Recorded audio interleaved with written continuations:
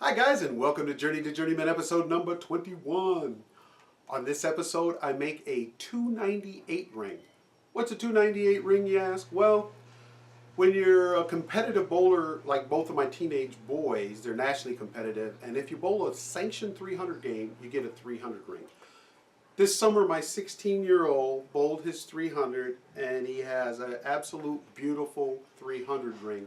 It's something that's coveted by all competitive bowlers. Well, my 14-year-old has come so close many times, and a few weeks ago, he bowled a 298. Now, I'll talk about bowling scoring here in a little bit, and how he left 2 pins and got a 298, and how he left 1 pin and got a 290. I'll talk about scoring in a second.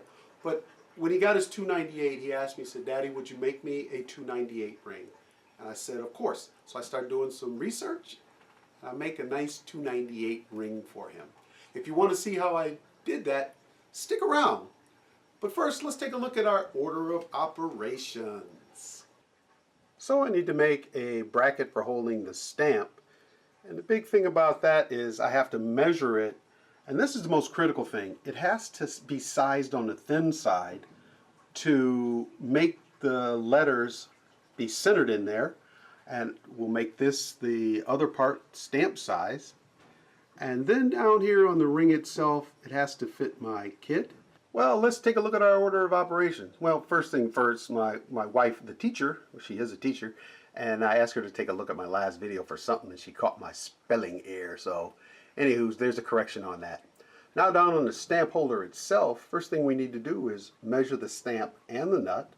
Then we'll make the holder to center the stamp on the nut, which is going to turn into the ring. Then down on the 298 ring itself, first thing we'll do is polish it and stamp it, and that's going to be the hardest part. Then we'll bore it out to fit my son.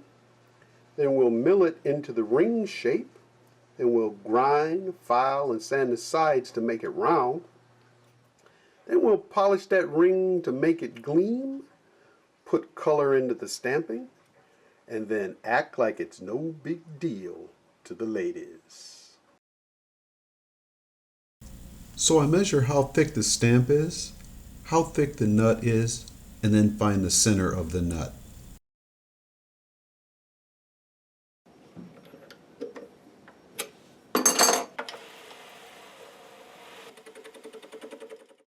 So I grab a piece of my scrap aluminum and start to square it up and get it ready to be a jig for the stamp.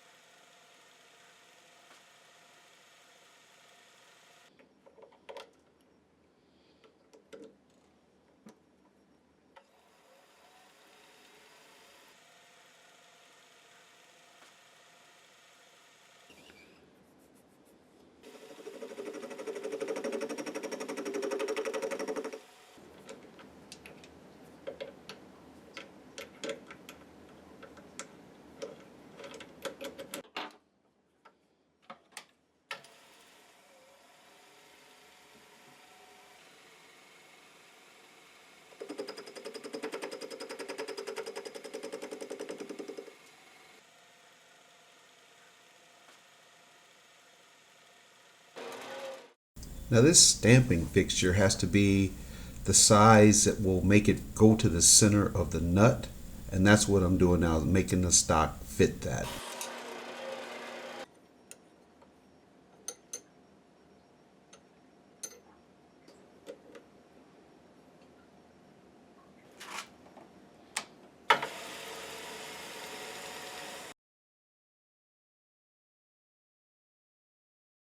And now that it's to size, it's time to mill the slot. Someday I'm going to make a carriage stop, but right now I'm just using a pair of flat vice grips.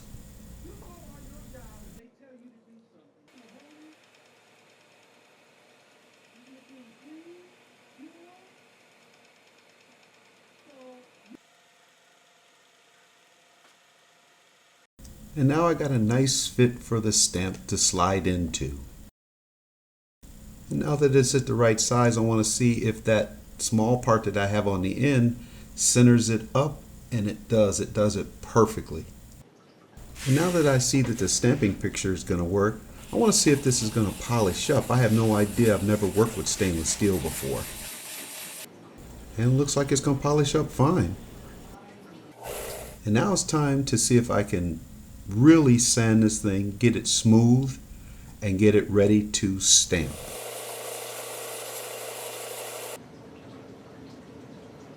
So here's the setup. I went and cut this jig, but I got the part there, I got the center line on this edge. This is how far I want to be from it. This is wedging the bottom part so it stays there. This is going to keep it vertical. And now I'm going to give it a tap.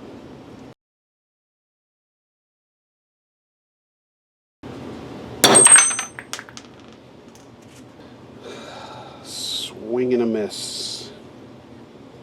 Well, I'm having a slight little problem getting the jig to line up, and the reason why is because the stamp itself, down where it has the letter, flares out slightly, so it just didn't slide in there. So now I'm trying all sorts of things to get the thing to line up in the center and be able to strike it correctly.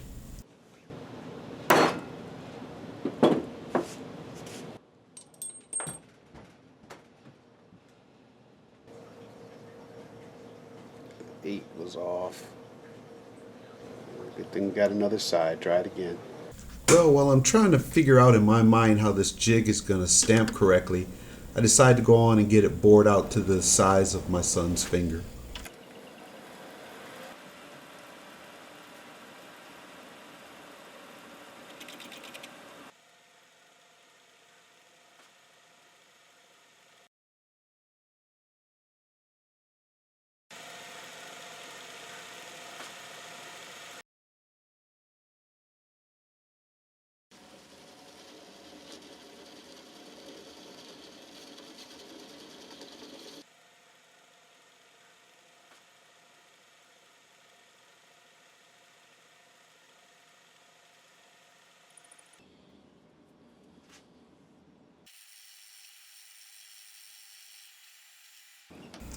And now that all the threads are machined out of it, it's time to get it sized to my son's finger.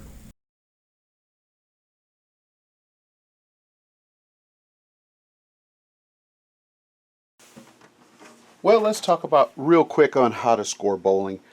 Anytime you mark a frame, and a mark is either a strike or a spare, a strike gets an X and a spare gets a slash. Now, having said that, anytime you get a strike in a frame, you get to add the next two balls worth of pins. And anytime you get a spare, you get to add the next ball worth of pins to your score. So let's just start off on the first frame and you get a strike. So you put an X in that frame, but you don't score it yet because you're going to add the next two balls worth of pins. So the next frame, let's say you get a strike in that one too. You still don't add it up because you're going to add two balls. And here's the second ball. Let's give another strike. All right. So this is how we score it. First of all, we got 10 pins with the first ball, and now you add the next two balls, which is this is 10. Now you add this one's 10, and that's 10. So your first frame, you get 30 pins. Now, since we got a strike here, you have to add the next two balls as well. Since you've only bowled one, now let's say you get a 9. If you get a 9 on that next one, you take your pin here, which is 10. Once you get this strike here, it's going to add the next two balls. So you're going to add this one and this one, which is 19 plus 10 is 29 pins that you add to that one. So 29 plus that, this frame gets a 59. But now let's look at this frame. This frame is a strike, so you add the next two balls. So you've got one ball already, so let's throw the next ball. Let's throw you 9, but now you get a spare. Okay, so now with that spare, you take this, this 10 plus the next two balls, which is 10, which is 20 that you add onto this one, and now this frame is 79. Okay, so now let's just do the same thing, but we'll start off with your first ball that you throw as a spare. So we'll go, you got a 9 on your first ball, And now you hit the pin, you get a spare. So what do we do on this frame? When you get a spare, you don't score it either. You score the next ball worth of pins. So let's say now I get a strike.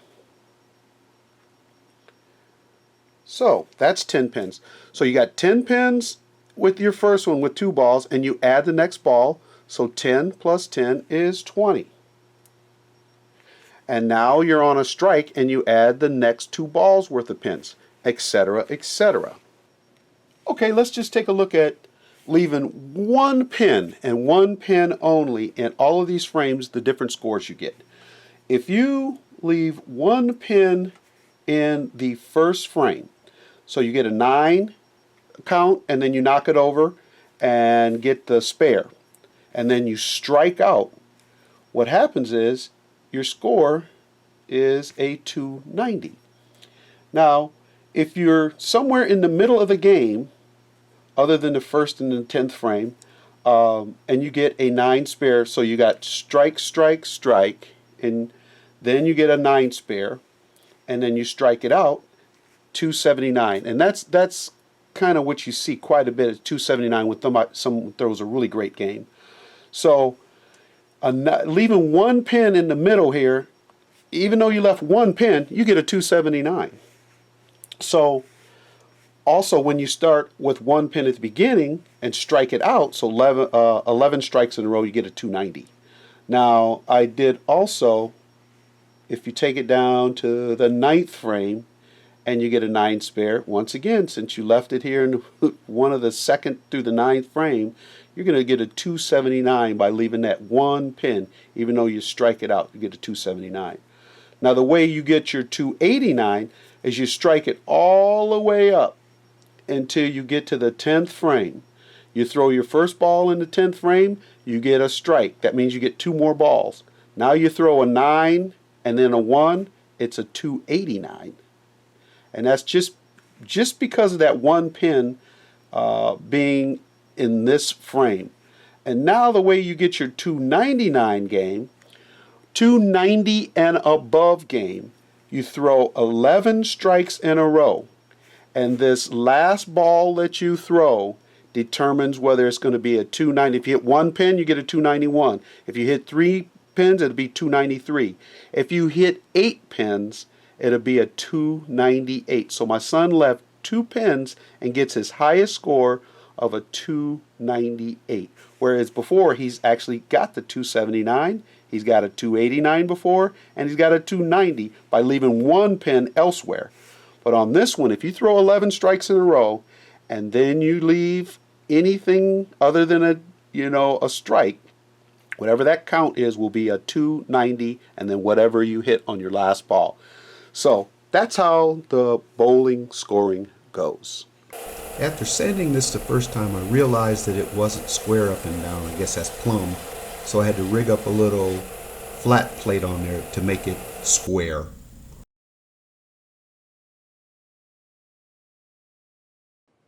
And so I go from the sanding belt to some hand sanding just to see if it would polish up. I start with 320, then I went to 800, and eventually to 2000 grit.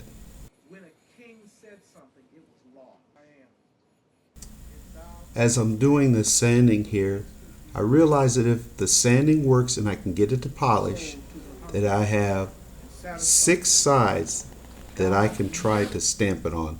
So I'm going to do it just one at a time. Get one polished up, try to stamp it. If it fails, then I'll try it again. So I came up with a method of making a bar that will line that thing up into the center where the 9 should be stamped. And then once the 9 is stamped, I will measure that bar in to stamp the 2 and measure it out to stamp the 8. Last year as a gift, my wife bought me this tiny anvil and I love it.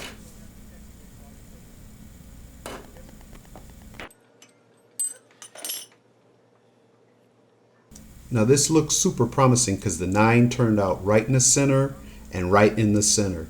So now I got my calipers and I know how much I have to push it in to get the 2 stamped. And then I'm going to tighten that on there with a little clamp and punch the 2. So I push it in with my calipers, lining up. It didn't look right, but I struck it anyway. So as I'm trying to figure out what failed on this, I decided to go on and try a different step, which is to mill it to the ring shape.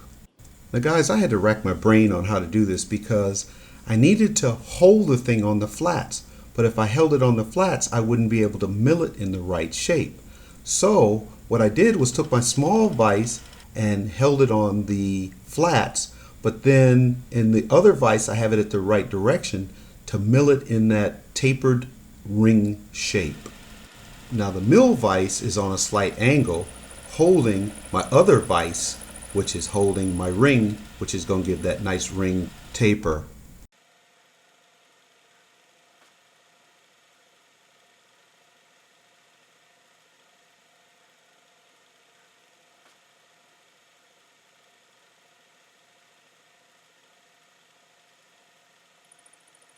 Well, I get the nice ring shape that I want on the one side, and now I need to just flip it over and do the other side. Well, I didn't set it right for the second angle, and so that's going to set me up for a lot of filing and grinding and sanding. And here I'm just starting to get the round shape, trying to take the little bumps from all the edges off.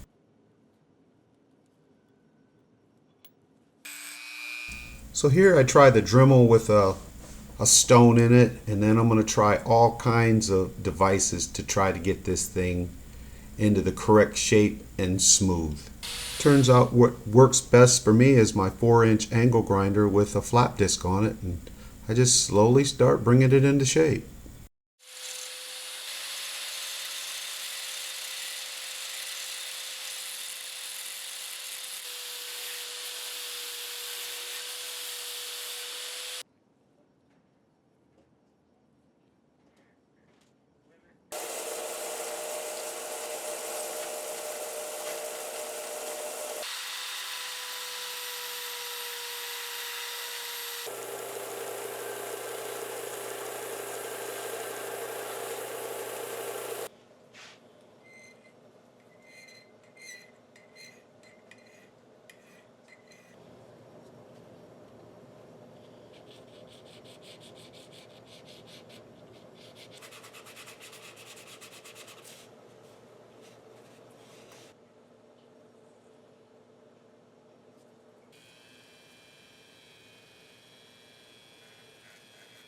So here I'm just chamfering both sides of the ring to knock the edges off of it.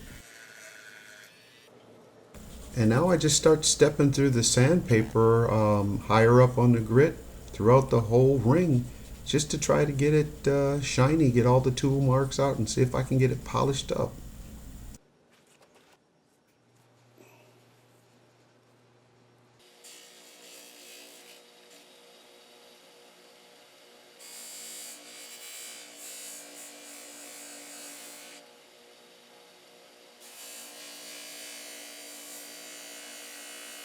It turned out so well, I was thinking, do I want to put black down in the lettering or just leave it like that?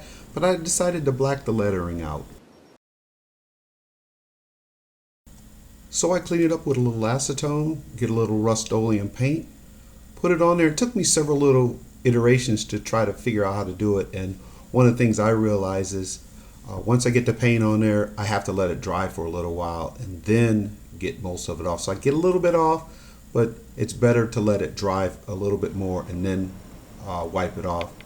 And there's a couple of my failures down there as far as stamping, and there she is, my son's 298 ring. I think it turned out pretty well. Well, a couple of lessons learned on this, guys. Number one, when you're indexing something, just anything I've indexed, you have to be pretty precise or it's not going to turn out well. Finally figured out how to index it and center up the lettering on it, and I knew that was going to be the hardest part, so that's why I did that first. Also, when I milled the sides, the second set of milling, I really messed that up. I outthought myself and stuck it in there crooked, and I should have stuck it in there straight. and that cost me a lot of grinding and sanding and filing time. So I should have gone with my first instinct and, did the milling correctly, and that would have saved me time. And I really enjoyed this project. My 16-year-old told me it's the best work I've done, so that kind of made me proud. And everybody I've showed this to so far really, really loves it.